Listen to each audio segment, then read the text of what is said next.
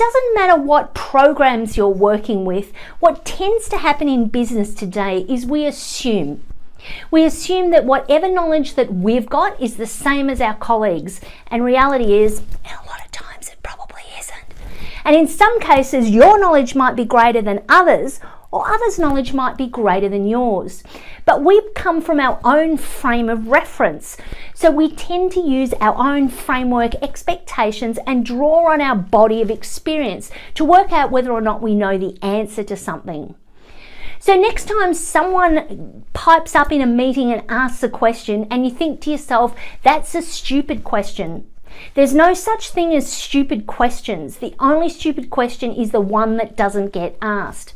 What is it that you need to ask in your organization today that could increase your own or perhaps your colleagues or your team's productivity, just like that with technology?